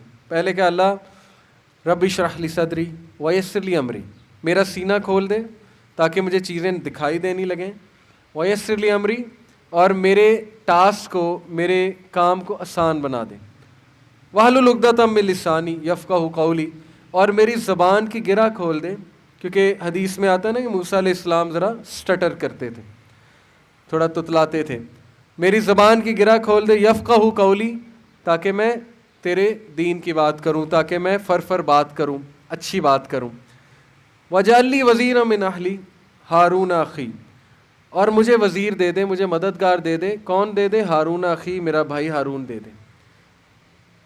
ये है विजन। एक एक कमज़ोरी पता है अपनी, उसकी दुआ की, उसको सेटल कराया, अल्लाह से मनवाया, कहा मुझे टीम चाहिए लेकिन मुखलिस आदमी चाहिए, वो मुखलिस आदमी का नाम भी बता दिया ये चाहिए, और अल्लाह ने वो दुआ कबूल की। लीडर का विजन बहुत क्लियर। लीडर ये नहीं कहता कि कोई भी दे दो अल्लाह, वो कह सकते थे ना अल्लाह कोई भी दे दो, ये क्लैरिटी नहीं है। वो कह सकते थे कि अल्लाह मुझे ये दे दें, लेकिन वो भी क्लैरिटी नहीं, ये से क्या मुराद है। भाई जो कमी है वो मांगें, अपना जायज़ा लें। लीडर को अपना पता होता है, अगर किसी ने अपने अंदर नहीं झांका वो लीडर नहीं है। अगर किसी को अपनी स्ट्रेंथ्स और वीकनेसेस नहीं पता है वो भी लीडर नहीं। मुझे मेरी वीकनेस पता है, आपको भी पता होनी चाहिए। किसी को गुस्सा आता है बहुत ज़्यादा, ये एक वीकनेस है, ठीक है ना। किसी का ज़र्फ बहुत छोटा है, ये एक वीकनेस है, होता है। किसी को एंग्जाइटी होती है, नर्वस बहुत होता है, ये एक वीकनेस है, लेकिन ख़त्म किया जा सकता है। बिल्कुल उसी तरह जैसे साल पहले एक बंदा कमज़ोर था, साल बाद वो जो है रेसलर बन चुका है जिम कर करके। इस तरह कमज़ोरियाँ ख़त्म हो जाती हैं, घबराने की कोई बात नहीं, लेकिन क्लैरिटी ऑफ विजन जो है ये बहुत ज़रूरी है। इससे अगली बात कीजिएगा, 3 सहाबा की केस स्टडी बताता हूँ जिससे नबी अकरम सल्लल्लाहु अलैहि वसल्लम की लीडरशिप वाज़ेह हो जाती है। नंबर 1 हज़रत ज़ाहिर, हज़रत अब्दुल्ला बिन मसूद और हज़रत अब्दुल्ला बिन मखतूम। हज़रत ज़ाहिर एक ऐसे सहाबी थे जो शक्ल सूरत के इतने अच्छे नहीं थे, बल्कि हदीस में आता है कि काफ़ी पुट ऑफ होते थे लोग उन्हें देख के। ज़ाहिर है अल्लाह ने बनाया, लेकिन एक बिल्कुल भी शक्ल सूरत के अच्छे नहीं थे, तो उन्हें इतनी कोई अच्छी निगाह से नहीं देखा जाता था, हकारत से देखा जाता था। छोटा सा कद था तो लोग को इतनी लिफ्ट नहीं कराते थे उन्हें। एक बार अल्लाह के नबी सल्लल्लाहु अलैहि वसल्लम मार्केट में तशरीफ़ लाए तो हज़रत ज़ाहिर कुछ सौदा बेच रहे थे, तो पीछे से आके उनको गले लगा लिया, पीछे से। अब हज़रत ज़ाहिर को नहीं पता लगा कौन है, उनकी आंखों पे हाथ रख दिया। तो हज़रत ज़ाहिर से पूछा कौन है, तो फिर वो समझ गए, उन्होंने कहा कि रसूल अल्लाह सल्लल्लाहु अलैहि वसल्लम। बड़ा खुश हुए। अच्छा, ये क्या शो करता है कि लीडर अपनी टीम के साथ मिक्स होता है, मजाक भी करता है, मिक्स भी होता है, प्यार भी करता है, ठीक है, ये लीडर है। तो उसके बाद मजाक किया, कहते कि कौन है जो ज़ाहिर को ख़रीदेगा। मार्केट थी ना, कहा कौन है जो ज़ाहिर को ख़रीदेगा। तो हज़रत ज़ाहिर ने कहा कि या रसूलल्लाह मुझे कौन ख़रीदेगा, मेरी कौन कीमत देगा, मतलब मुझ जैसे बदसूरत आदमी को कौन ख़रीदेगा। तो अल्लाह के नबी सल्लल्लाहु अलैहि वसल्लम ने ऊंची आवाज़ में कहा कि ज़ाहिर, अगर तुझे अल्लाह रसूल के सामने अपनी कदर पता लग जाए ना, तो तुझे लोग ओहद के पहाड़ के बदले भी खरीदेंगे, यानी ये तेरी कदर है। लीडर का क्या काम होता है कि निचले तबके को कॉन्फिडेंस देना, ये लीडर का काम है।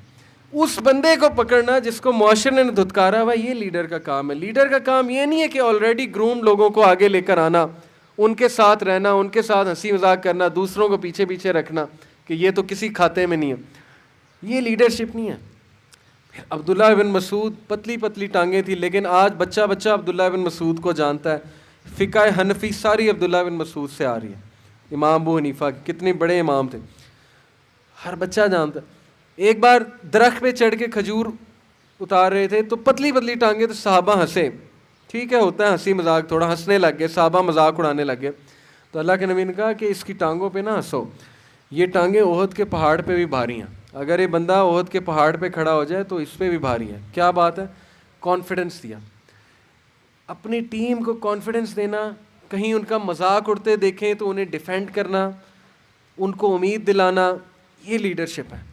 ये लीडरशिप नहीं है कि दूसरों के मजाक उड़ाने वालों के साथ शामिल हो जाना, उसका भी मजाक उड़ाना, उसको कट ऑफ कर देना, आइसोलेट कर देना। और फिर अब्दुल्ला इब्न मखतूम रज़ी अल्लाह ताला अन्हो, एक बार नबी सल्लल्लाहु अलैहि वसल्लम कुरैश के एलीट क्लास एरिस्टोक्रेसी से बात कर रहे थे, अबू सुफियान वगैरह से। तो ये नाबीना सहाबी जो कि अल्लाह के नबी के रिश्तेदार भी थे, ये आए कुछ सवाल पूछने। तो अल्लाह के नबी सल्लल्लाहु अलैहि वसल्लम ने एकदम से नागवार एक्सप्रेशन दिए और चेहरा इधर कर लिया। देखें, ये बड़ा नेचुरल है, ये हमारे नबी की गलती नहीं है। ये बिल्कुल इसी तरह है कि मेरा भाई, मैं आपसे बात कर रहा हूँ, मेरा छोटा भाई यहाँ आके मुझसे को बात करे, मैं कहूँगा यार क्या कर रहे हो, मुझे इनसे बात करने दो। ये वाली चीज़ है, ये कोई गलती नहीं है।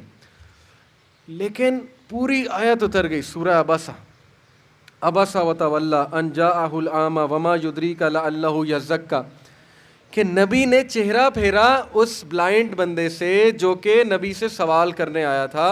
और नबी, तुम्हें क्या पता कि वो बंदा यज़क्का, पाक हो जाता, फ़ायदा पा लेता, लेकिन तुम तवज्जो दे रहे थे एरिस्टोक्रेसी को। किसने करेक्ट किया? अल्लाह ने। इमेजिन करें, नबी को कौन करेक्ट कर रहा है? अल्लाह। पूरी वर्स, पूरी सूरह अबसा, जो हाफिज़ हैं अबसा व तवल्ला अन जाअहुल अमा वमा युद्रीका लअल्लहु यज़क्का। आपको पता है उसके बाद नबी सल्लल्लाहु अलैहि वसल्लम खड़े होते थे जब अब्दुल्ला बिन मख्तूम किसी महफिल में आते थे, और खड़े होकर उनका इस्तकबाल करते थे और कहते थे कि इस शख्स की वजह से मेरे पे पूरी सूरह नाजिल हुई। और अब्दुल्ला बिन मख्तूम, आपको पता है हज़रत बिलाल के बाद कौन मौज़िन था मुसलमानों का? अब्दुल्ला बिन मख्तूम। इतना ऑनर अब्दुल्ला बिन मख्तूम को, इतना ऑनर। और हुज़ैफ़ा रज़ियल्लाहु अन्हु एक और सहाबी थे जिन्हें नबी सल्लल्लाहु अलैहि वसल्लम ने अपना सीक्रेट कीपर बनाया था। उन्हें राज बताया करते थे। क्यों? उस सहाबी की बहुत खिदमात थी। उस सहाबी के वालिद शहीद हो गए थे जंग उहद में, शहीद का बेटा था वो। उन्हें स्पेशल ऑनर देते थे कि ये बंदा बहुत बड़े दिल का है। तो क्या साबित हो रहा है लीडरशिप से? कि लीडर लोगों का ख्याल करने वाला होता है। लीडर की नज़रें होती हैं लोगों पे। लीडर जो है ना, वो लोगों को आइसोलेट नहीं करता है, वो एक एक का नाम लेके बुलाता है। उसे अपनी टीम के नाम पता है, उसे अपनी टीम की परफॉर्मेंस पता है, वो एनकरेज करता है, होप देता है, उम्मीद देता है, प्यार करता है, मिक्सअप होता है। ये लीडरशिप है, और यही हमारे नबी सल्लल्लाहु अलैहि वसल्लम की लीडरशिप से बात वाज़े होती है। तो आखिरी बस एक बात करूँगा लीडरशिप के ऊपर, कि जो इस्लाम का कॉन्सेप्ट है ना लीडरशिप का, वो पकड़ लें। देखें, इस्लाम वन स्टेप फर्दर जाता है। हम मगरिब से एक कदम आगे हैं अगर हमें समझ आ जाए। मगरिब के बाद सिर्फ थ्योरीज हैं और उन पे वो अमल भी करते हैं और बड़े अच्छे टॉप के लीडर्स बनते हैं, नो डाउट। जैसे मैंने उस गोरे की मिसाल दी, लेकिन ये सारी बातें उन्होंने मुसलमानों से पकड़ी, हज़रत उमर से पकड़ी। इस्लाम वन स्टेप फर्दर कैसे जाता है? गोरे जवाब दे किसको है? मैक्सिमम प्रेसिडेंट को, कमांडर इन चीफ को, अपने सुपर के बंदे को, बस। उसके बाद हायरार्की ख़त्म है। अब commander in chief he corrupt हो गया तो सारे करप्ट हैं, सीधी सी बात है। मुसलमान किसको जवाब दें? एसपी एसएसपी बाद में आता है, डीआईजी बाद में आता है, पहले कौन आता है? अल्लाह आता है। ये वन स्टेप फर्दर है। इसलिए जितना मुत्तकी, परहेजगार और जो टॉप का लीडर मुसलमान बन सकता है, कोई नहीं बन सकता, क्योंकि उसको पता है मैंने जवाब अल्लाह को देना है। इसीलिए उमर बिन अल खत्ताब जैसे, अबू बकर जैसे, अली बिन अबी तालिब जैसे, उस्मान गनी जैसे लीडर है। उन्हें पता था कि लोगों को हमने जवाब क्या देना, हमने तो पहले अल्लाह को जवाब देना। तो जो भी मैं करूँगा वो अल्लाह तो देख रहा है, उसके असरात तो मेरी ज़िंदगी पे आने हैं। इसलिए खुश हों कि आपकी ज़िंदगी में अल्लाह, आप मुसलमान हैं, आपको सबसे पहले जवाब दे अल्लाह को है। अमानत है, लीडरशिप एक अमानत का नाम है। ये कोई मज़ा नहीं है कि मुझे कोई जॉब मिल गई, कोई पोजीशन मिल गई, थाने में मैं चला गया, एक चौकी पे मैं बैठा हुआ हूँ, बस मैं ऑल इन ऑल हूँ, जो मैं कर सकता हूँ मैं करूँगा। लीडरशिप इसका नाम, लीडरशिप अमानत का नाम है, अमानतदारी, कि मुझे अमानत से जॉब करनी है। उसके असरात आप अपनी ज़िंदगी में बहुत देखेंगे। जिस बंदे ने अमानत से जॉब निभाई, जिस बंदे ने जो है वो हलाल रोज़ी कमाई, उसकी औलाद तक असरात आते हैं, उसकी पुश्तों तक असरात आते हैं। दुनिया में शायद उसे इतने बड़े बड़े रिवॉर्ड ना मिले, करोड़ों का वो मालिक ना बने, लेकिन उसकी पुश्तें, साथ साथ नस्लें उसकी जो है वो बेहतरीन होंगी। क्यों? क्योंकि वो एक बंदा था जो दुआ करता होता था, जो ऑनेस्टी से जॉब करता होता था। कल को वही औलाद उसका सदका जारिया बनेगी। अल्लाह माफ़ करे, हराम की कमाई होगी तो फिर वो वबाल बनेगा। पैसे तो बहुत होंगे, लेकिन कल को वो औलाद वबाल कर रही होगी, जो जो अमाल वो कर रहे होंगे। इसलिए अमानत का कॉन्सेप्ट लीडरशिप में बहुत ज़रूरी है, बहुत ज़रूरी है। और टीम के बारे में बस मैं एक बात बताता चलूँ क्विकली, क्योंकि लीडर ने टीम बिल्ड करनी होती है। तो अच्छी टीम्स क्या होती हैं? नंबर 1, अच्छी टीम्स अपनी अचीवमेंट्स को सेलिब्रेट करती हैं, अप्रिशिएट करती हैं और कोलैबोरेट करती हैं। 3 वर्ड्स हैं, कोलैबोरेट। कोलैबोरेट का मतलब है आपस में हाथ बटाना। सेलिब्रेट करने का मतलब है जश्न मनाना, एक दूसरे के अचीवमेंट्स पे फ़ख्र करना, जश्न मनाना, जेलस नहीं होना। हसद इंसान को खुद मसला करता है। अगर आपके किसी भाई को, बहन को तरक्की मिल रही है, उसको सेलिब्रेट करें, उसको दुआ दें, उसको अल्लाह ताला के हवाले से उसके लिए दुआ करें, कोलैबोरेट करें उसके साथ, उसका हाथ बटाएं, अप्रिशिएट करें। अल्लाह आपको नवाजेगा। देखें, तरक्की देने वाली ज़ात अल्लाह है। जो इंसानों के लिए आसानी पैदा करता है, अल्लाह उसके लिए आसानी पैदा करता है। जो इंसानों के लिए अच्छा सोचता है, रब उसके लिए अच्छा सोचता है। तो ये 3 चीज़ें जो है ना, आपने टीम बिल्डिंग के हवाले से याद रखनी है। और डिफेंड करना एक दूसरे को। सहाबा एक दूसरे को डिफेंड करते थे। आपकी एब्सेंस में आपके दोस्त को, कोलीग को कोई कुछ कहे, उसका डिफेंस दें। ये नहीं कि उसके साथ मिल के कहें कि हाँ ये तो है ही ऐसा, उसको डिफेंड करें, क्योंकि रसूलुल्लाह सल्लल्लाहु अलैहि वसल्लम ने कहा कि जो अपनी भाई की गैर मौजूदगी में अपने भाई को डिफेंड करता है, क़यामत वाले दिन अल्लाह उसे आग से डिफेंड करेगा। ये हदीस है। और एक और हदीस में आता है कि जो अपने भाई के ऐब छुपाता है, क़यामत वाले दिन अल्लाह उसके ऐब छुपाएगा। कुछ ऐब ऐसे होते हैं कि ज़ाहिर करने पड़ते हैं, वो एक अलग बात है, लेकिन जानबूझ के अगले के ऐब बताना, शिकायतें लगाना टीम में होते हुए, ठीक है ना, कुछ होता है लगानी पड़ती, वो बात नहीं कर रहा। और अगले को डिफेंड करने के बजाय उसको टांगे काटना, ये बैड और वर्स टीम का जो है ना वो एक कह लें एट्रीब्यूट है। और लीडर, इसका मतलब उस टीम का लीडर बहुत ख़राब, वो लीडरशिप नहीं निभा रहा। और फिर आखिरी बात बहुत इम्पोर्टेंट कि डिफेंड करने के बाद रिस्पेक्ट देना एक दूसरे, रिस्पेक्ट बहुत ज़रूरी। अगर आप आपस में टीम को रिस्पेक्ट नहीं देंगे, गुस्से से बात करेंगे, बदतमीज़ी से एक दूसरे से बात करेंगे, गालम गलोच करेंगे, डिग्रेड करेंगे, अगले को रिस्पेक्ट नहीं देंगे, इज़्ज़त नहीं देंगे, तो फिर बदगुमानी पैदा होगी, शैतान बीच में आएगा, लड़ाई होगी। वो क्या फिर उस जो है वो टीम ने जो है वर्क करना, जहाँ पे आपस में लोगों के इख्तलाफात ही बहुत ज़्यादा, यहाँ भी लीडरशिप आती है। एक आखिरी वाक़या बस सुना के बात ख़त्म करते हैं कि एक सहाबी थे, वो शराब बहुत पीते थे, तो हमेशा उन्हें हद उन पे नाफिज होती थी, उनको कोड़े पड़ते थे। बहुत मज़ाहिया सहाबी थे, अल्लाह रसूल नबी सल्लल्लाहु अलैहि वसल्लम को हंसाते भी बहुत थे, लेकिन बस आदत नहीं छूटती थी। तो एक बार उन्हें कोड़े पड़ रहे थे, तो हज़रत उमर बिन अल ख़त्ताब ने कहा लानतुल्लाह अलैह, इस पे अल्लाह की लानत है, यानी ये बाज ही नहीं आता। तो नबी सल्लल्लाहु अलैहि वसल्लम ने क्या कहा कि उमर इस पे अल्लाह की लानत ना करो, बेशक ये अल्लाह रसूल से मोहब्बत करता है।